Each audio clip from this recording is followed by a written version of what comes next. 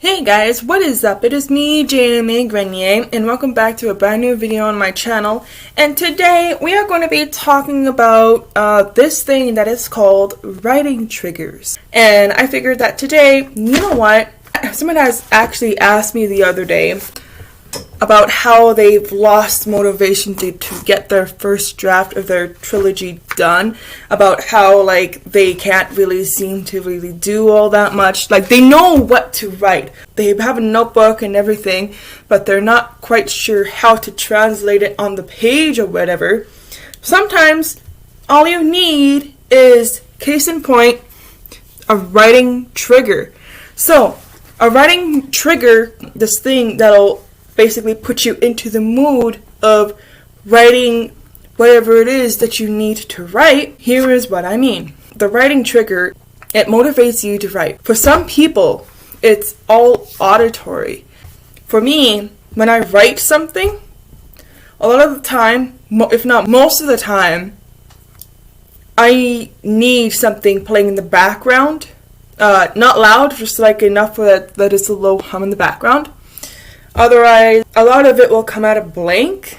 Sometimes I can write in the quiet, but it also depends on the scene. But if I need a moment and I have to write a really intense, mystery-filled scene, because my series is sci-fi crime, right? And it's also a bit of action too, but it's mostly sci-fi crime, right? I need something. BuzzFeed Unsolved, I'm just using them as an example. I keep their videos at a low hum in the background, and I write that intense mystery scene. Or sometimes if I'm writing something that's related to teen drama or something fun-filled or whatever, I just put on pop music. It has to trigger me whatever it is that I can write. Sometimes what I do as well, if I'm just writing something that happens every day or whatever, or if I'm trying to motivate myself to writing, I put on writer's tips and tricks video. I put on writer's sprints videos. I put on anything to do with writing to basically motivate myself to write. So that's what I do. But of course, not everybody is different. For some people, they have to smell something so that they can get themselves motivated to write something.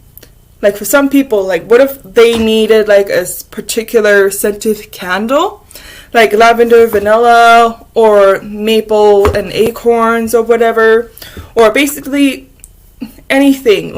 Say an author is they don't really have much of motivation, but they really need to get something down, and it's really important if they're on a time crunch. Then they realize, oh yeah, hold on a second, maybe I could light up a scented candle.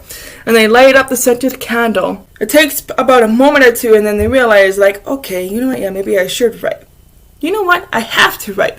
And then they get the sudden urge to write. It took me a little while for me to get into the routine of writing for the sake of writing.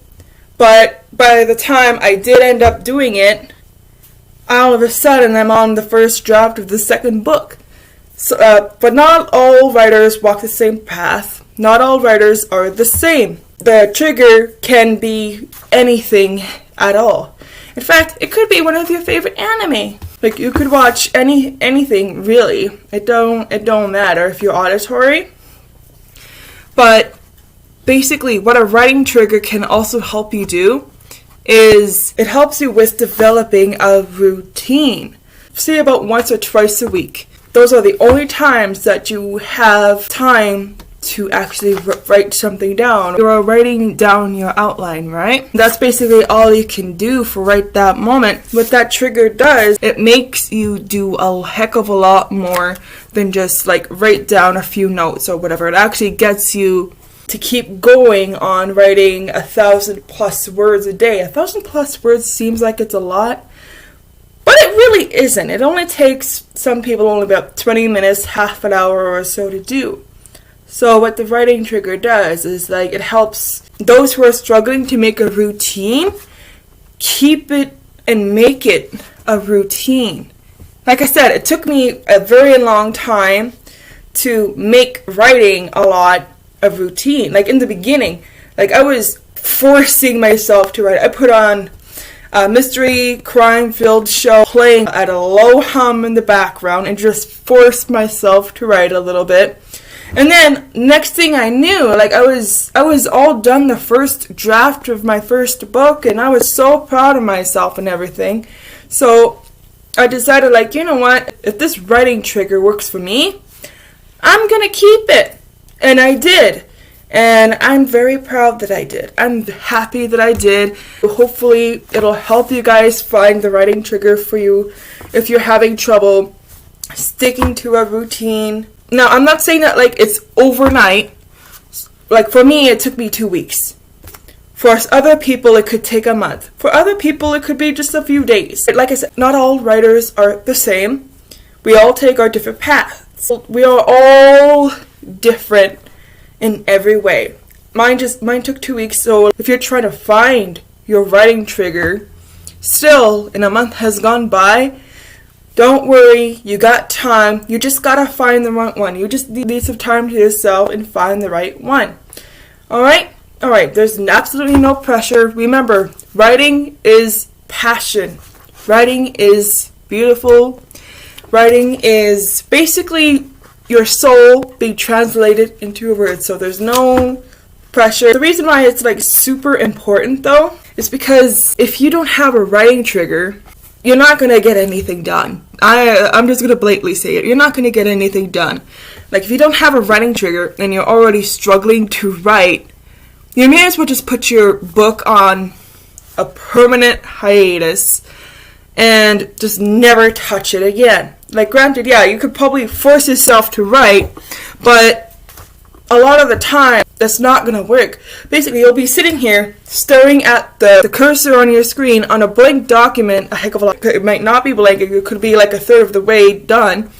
Like, you probably got to the inciting incident and got confused about where to go from there. Because the muddled middle is always fun. Yay, muddled middle! I hope you guys do understand the point that I am trying to make here. I have quite a few weird analogies, but hey, whatever. Hopefully you guys understand it. But yeah, you can use the writing triggers however you feel most comfortable. For some people, a lot of them can take a short nap, like a 20-minute nap, and then wake up and all of a sudden the idea is popped into their head all of a sudden. I don't know, it's like turning your computer on and off again and all of a sudden it works.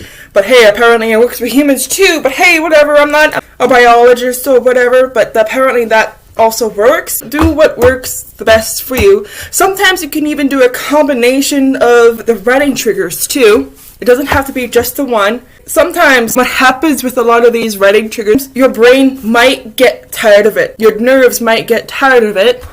So sometimes you probably have to do something similar to it.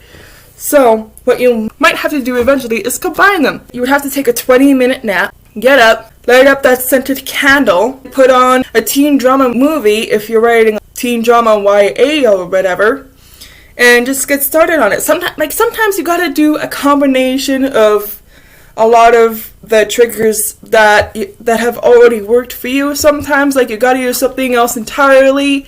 It happens. Like, at first, me watching mystery/crime did work very well for me in the beginning. Eventually, I just do a little bit of a combination of both now.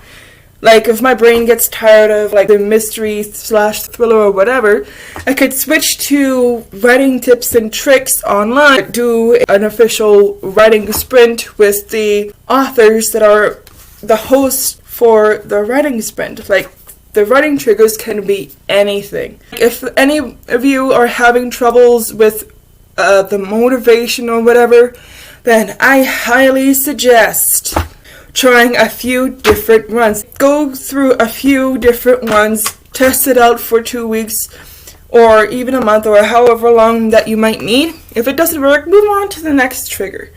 That's my 2 cents. Happy New Year. Stay awesome. Stay safe. Pet your dog after he goes poop. I didn't say that. You didn't hear that advice from me.